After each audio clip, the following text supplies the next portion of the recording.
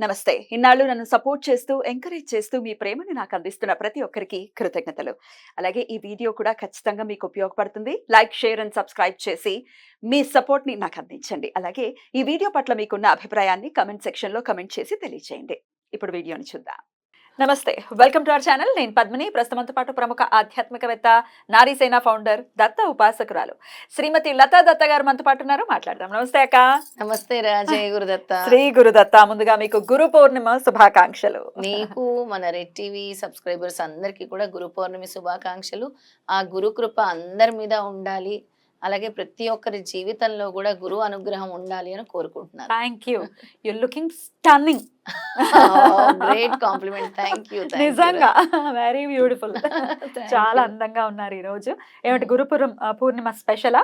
అవును, గురు పౌర్ణమి స్పెషల్. స్వామివారిని అలంకరిస్తాం కాబట్టి నేను కూడా అంతే అలంకరించుకున్నాను. లేదు అసలు మొత్తం రివర్స్ అవుతుంది. అందం అంతా కూడా మన మీద మిర్రర్ ఎఫెక్ట్ లో రిఫ్లెక్ట్ అవుతుంది. అంతే, స్వామి కృప. బ్యూటిఫుల్. ఇక గురు పూర్ణిమ ఆషాఢ మాసంలో వచ్చేటటువంటి పౌర్ణిమని వ్యాస పూర్ణిమ అని, గురు పూర్ణిమ అని అనటం మనందరికీ తెలిసిందే. అయితే వ్యాస మహర్షి గురించి మాట్లాడుకోనటువంటి రోజు ఉంది అని అంటే అది వ్యర్థమైపోయినట్టు రోజు అని ఖచ్చితంగా అనుకోవచ్చు. అవును, వేస్ట్ అయింది డే అని. ఎందుకంటే అష్టాదశ పురాణాలని మన కోసం శ్రమ కోర్చి రాసి ఇచ్చి ఆయన చేసినటువంటి సేవ అనితర సాధ్యం. ఆ ఋషి రుణం ఖచ్చితంగా తీర్చుకోవాలి. ఇలా ఆయన పుట్టినరోజుగా కూడా చూస్తారు, లేదంటే అష్టాదశ పురాణాలని కంప్లీట్ చేసిన డేగా కూడా ఈ పౌర్ణిమని చూస్తారు. కాబట్టి మరి చెప్పటక్క గురు పౌర్ణమిని ఎలా చేస్తున్నారు, పీఠంలో ఎలా చేస్తున్నారు, ఎలా వినియోగించుకోవాలి? అందున అది 21వ తారీఖు రాబోతోంది. అగైన్ 3 సంఖ్య. 21 ఆదివారం వెలుగు. చెప్పండి. అయితే అదే రోజు ఈశ్వరుడు ఆదియోగిగా కూడా, అంటే సప్తఋషులకి జ్ఞానాన్ని అందించినటువంటి రోజు కూడా అదే రోజుగా చెప్పబడతారు. ఓ అద్భుతం. అయితే దక్షిణామూర్తిగా దక్షిణామూర్తిగా, ఆదియోగిగా ఆదిశంకరాచార్యులకి, తర్వాత ఆ పరంపర కొనసాగించింది కూడా ఆదిశంకరాచార్యులు. అందుకే ఆ రోజు అన్నిటికీ ఇంపార్టెన్స్ అన్నమాట. అంటే గురు శిష్యుల పరంపరని భూలోకానికి తీసుకొచ్చిన దినం, శుభదినంగా చెప్పుకుంటారు. గురు శిష్యుల అనుబంధం ఎలా ఉండాలి అని బోధించిన తత్వమే గురు పౌర్ణిమ అని అంటారు. పైగా వేదాల్ని మనకి ఉపనిషత్తుల్ని అందించిన వేదవ్యాసులు గారి జన్మదినంగా కూడా మనం భావిస్తాం. అవును. అయితే ఆ రోజు గురువుని ఆరాధిస్తే మనకు ఉండేటటువంటి అజ్ఞానం తొలగుతుంది అని మన శాస్త్రాలు చెప్తున్నాయి.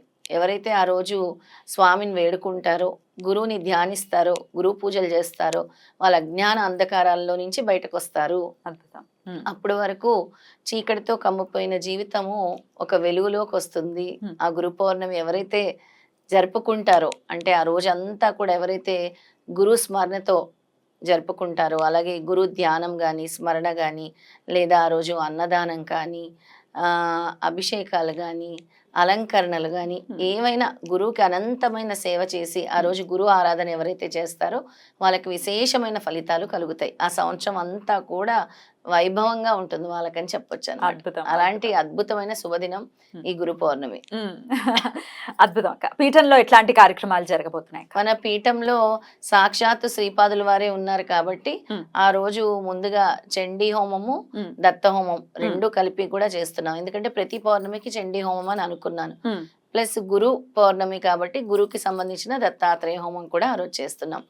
ఇక ఉదయము 1,00,000 తులసితో విష్ణుమూర్తి 1000 నామాలతో మనం అర్చన చేస్తాం. 1000 నామాలు చదువుతూ అర్చన చేస్తాం 1,00,000 తులసితో.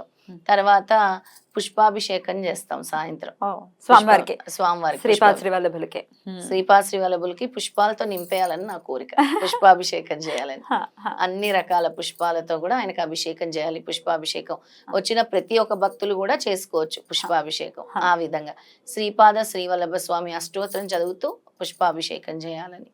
తర్వాత మనకి గురుపాదుక పూజ, అసలు గురుపాదుక పూజ ఎలా చేయాలి అనేది కూడా ఆ రోజు అక్కడ జరుగుతూ ఉంటుంది అనమాట. గురుపాదుక పూజ, గురు ధ్యానం, సిద్ధమంగళ స్తోత్రం జరుగుతుంది. సిద్ధమంగళ స్తోత్రంతో ప్లస్ శ్రీపాద శ్రీవల్లభ స్వామి అష్టోత్తరంతో పుష్పాభిషేకం జరుగుతుంది.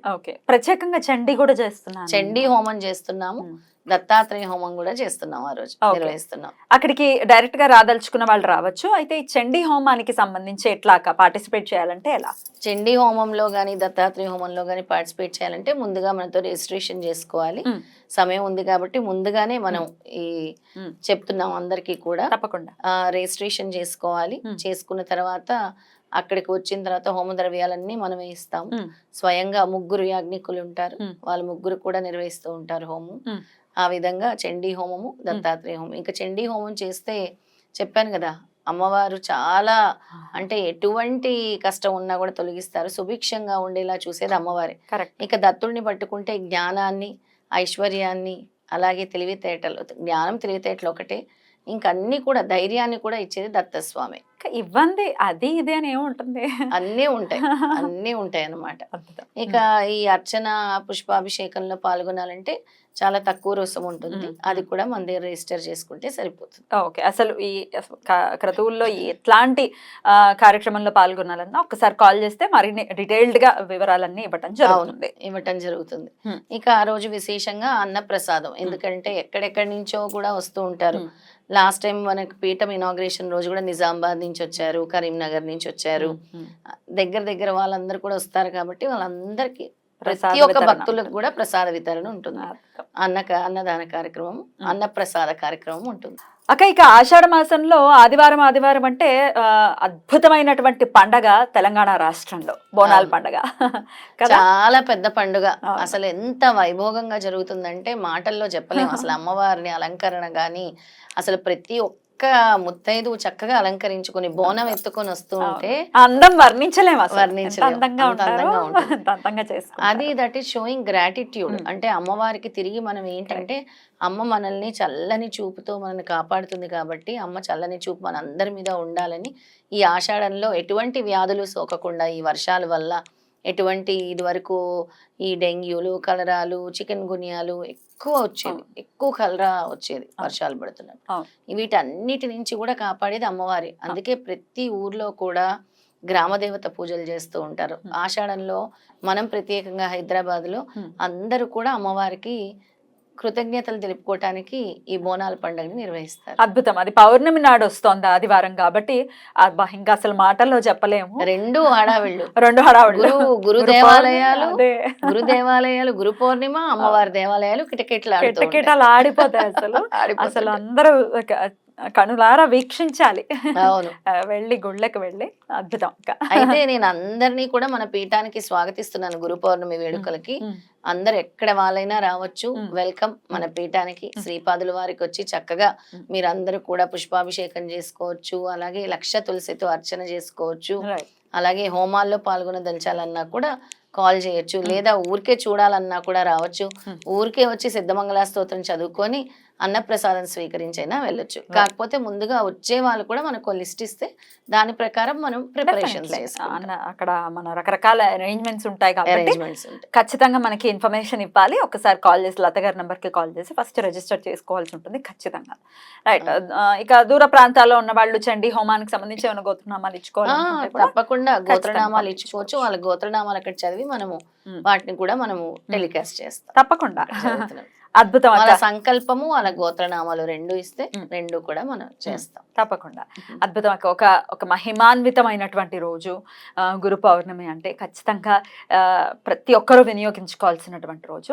ఇక ఎవరి ఇంట్లో వాళ్ళు చేసుకోవడానికి ఏదైనా చెప్తారా గురువుకి సంబంధించి? తప్పకుండా చెప్తాను. ఆ రోజు గురు ఆరాధన అనేది ముఖ్యమైంది కాబట్టి అందరూ కూడా గురు బ్రహ్మతో మొదలుపెట్టి గురు బ్రహ్మ, గురు విష్ణు, గురుదేవో మహేశ్వర, గురు సాక్షాత్ పరబ్రహ్మ, తస్మై శ్రీ గురవే నమః అనుకుంటూ ఆది గురు దత్తాత్రేయ స్మరణ గాని, విష్ణుమూర్తి స్మరణ గాని, ఈశ్వరుడు స్మరణ గాని చేసుకోవచ్చు. దత్తాత్రేయ స్వామిదైతే దత్త మూల మంత్రం ఓం హ్రీం ద్రాం దత్తాత్రేయాయ నమః అని చదువుకోవచ్చు, లేదా ఓం ద్రాం దత్తాత్రేయాయ నమః అని కూడా చదువుకోవచ్చు. ఈ 2 విధాలుగా కూడా ఆ రోజు అనేక సార్లు జపం చేసుకోవచ్చు.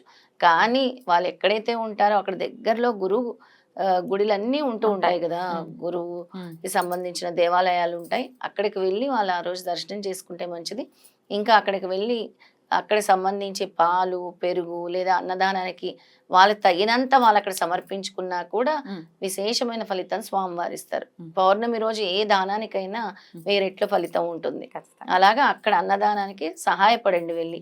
అక్కడ గురు దేవాలయాల్లో జరిగేవి కానీ బోనాల చోట జరిగేవి కానీ అక్కడ అలా సహాయపడండి దేవాలయాల్లో. తప్పకుండా.